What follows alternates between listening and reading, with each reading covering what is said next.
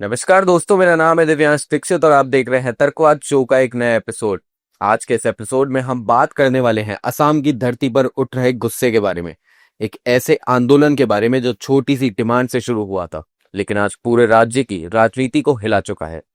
असम की धरती हमेशा से संघर्ष की गवाह रही है, कभी अपनी पहचान के लिए, कभी अपने अधिकारों के लिए, लेकिन इस बार जो आंदोलन उठा उसने हर तरफ से हलचल मचा दी है। ये कहानी उस मूवमेंट की है जो एक छोटी सी आवाज से बढ़कर असम के सबसे बड़े जन आंदोलन में तब्दील हो गई। इस संघर्ष की जड़ें आज की नहीं बल्कि आजादी के बाद के समय से जुड़ी हुई हैं। ब्रिटिश राज के दौरान चाय के बागानों में काम करने के लिए झारखंड, उड़ीसा और बिहार से हजारों आदिवासी मजदूरों को असम लाया जाता था। आज वही लोग टी ट्राइब या चाय जनजाति के नाम से जाने जाते हैं। आजादी के बाद से ही इनकी डिमांड रही है कि शेड्यूल्ड ट्राइब यानी एसटी का दर्जा दिया जाए इन लोगों को, क्योंकि असम के नेटिव ट्राइबल कम्युनिटीज को सरकारी बेनिफिट्स और एजुकेशन में रिजर्वेशन मिलता आया है। लेकिन चाय बागानों के मजदूर अब भी ओबीसी कैटेगरी में रखे गए हैं। दशकों तक वादे होते रहे लेकिन कुछ बदला नहीं। नेता आए, बयान दिए, लेकिन ग्राउंड पर कुछ नहीं हुआ। और यहीं से इस मूवमेंट की जड़ें और मजबूत होने लगी। 2000 के बाद आसाम की यूनिवर्सिटीज और स्टूडेंट ऑर्गेनाइजेशंस ने इस इशू को और उठाना शुरू किया। ऑल आसाम स्टूडेंट्स यूनियन यानी एएएसयू जैसे ग्रुप्स ने आवाज उठाई, टी ट्राइब्स को एसटी बनाओ। कई बार स्टेट गवर्नमेंट ने सेंटर को प्रपोजल भेजा, पर कोई ठोस रिजल्ट नहीं निकला। 2019 में जब आसाम में सिटीजनशिप अमेंडमेंट एक्ट यानी सीएए का विरोध हुआ, तब इन कम्युनिटीज को लगा कि उनकी आइडेंटिटी अब और ज्यादा खतरे में है। तब से आसाम का आंदोलन सिर्फ रिजर्वेशन की नहीं बल्कि पहचान और अस्तित्व की लड़ाई बन गई है। 3 अप्रैल 2025 को पूरे आसाम में टी गार्डन वर्कर्स ने 1 घंटे की सिंबॉलिक स्ट्राइक की। छोटी सी प्रोटेस्ट थी, लेकिन यह मूवमेंट का टर्निंग पॉइंट बन गई थी। डिब्रूगढ़, तिनसुकिया और जोरहाट जैसे शहरों में मजदूरों ने बैनर उठाए और नारे लगाने चालू कर दिए। हमने चाय बनाई, अब आप हमारी पहचान बनाओ। उनकी डिमांड्स क्लियर थी। एसपी का स्टेटस दिया जाए, 551 रुपए की डेली वेजेस कर दी जाए और अपनी जमीनों पर कानूनी हक दिया जाए। लेकिन सरकार ने इस प्रोटेस्ट को एक छोटा इशू समझकर इग्नोर कर दिया और वही अनदेखा करना आगे चलकर एक बहुत बड़े जन आंदोलन की ओर बन गया।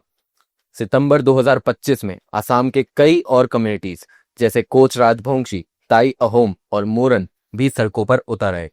स्टूडेंट ग्रुप्स ने रैली निकाली और नारा दिया, हमें वादा नहीं अधिकार चाहिए। ये मूवमेंट सिर्फ मजदूरों का नहीं रहा बल्कि पूरे राज्य की कल्चरल आइडेंटिटी का क्वेश्चन बन गया है। लोगों का कहना था कि सरकार सिर्फ प्रॉमिसेस करती है पर ग्राउंड पर कुछ नहीं बदलता। एसटी स्टेटस की डिमांड असम के हर कोने में गूंज रही थी। फिर आया अक्टूबर 2025, वो महीना जो असम के इतिहास में लिखा जाएगा। डिब्रूगढ़ की सड़कों पर करीबन 3 लाख लोग उतर आए। मजदूर, छात्र, महिलाएं, बुजुर्ग सब एक ही नारा लगाते हुए, हमारे बिना असम नहीं चलेगा। यह प्रोटेस्ट सिर्फ विरोध नहीं था बल्कि सरकार के खिलाफ एक जनमत संग्रह जैसा महादृश्य था। लोगों के आरोप थे कि सरकार जानबूझकर एसटी प्रपोजल को ठंडे बक्से में डाल रही है ताकि अगले इलेक्शन के टाइम पे इसे एक वोट बैंक इशू बना सके। इस आंदोलन ने असम की इकोनॉमी को झटका दे दिया। टी गार्डन्स में प्रोडक्शन रुक गया, मजदूर स्ट्राइक पर चले गए और गुवाहाटी में कई बार प्रोटेस्टर्स और पुलिस के बीच में टकराव देखे गए। लेकिन सरकार अब भी वही पुराने जवाब दे रही है। बातचीत जारी है। लोगों का कहना है, हमने आसाम की पहचान बनाई लेकिन सरकार ने हमें पहचानने से इनकार कर दिया।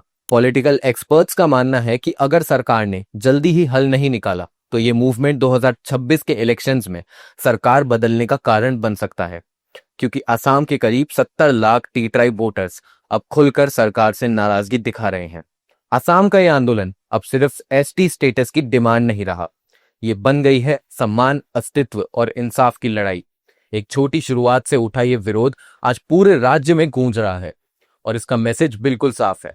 जब सरकार नहीं सुनती तो जनता बोलती है और इस बार असम बोल उठ रहा है।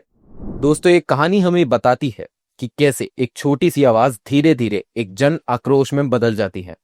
सरकारें बदलती हैं पर नीयत नहीं बदलती, तो लोग फिर सड़कों पर आते हैं। असम की ये लड़ाई अभी खत्म नहीं हुई है, ये तो बस एक नई शुरुआत है। फिलहाल आज की इस वाली वीडियो का अंत हम यही करना चाहेंगे।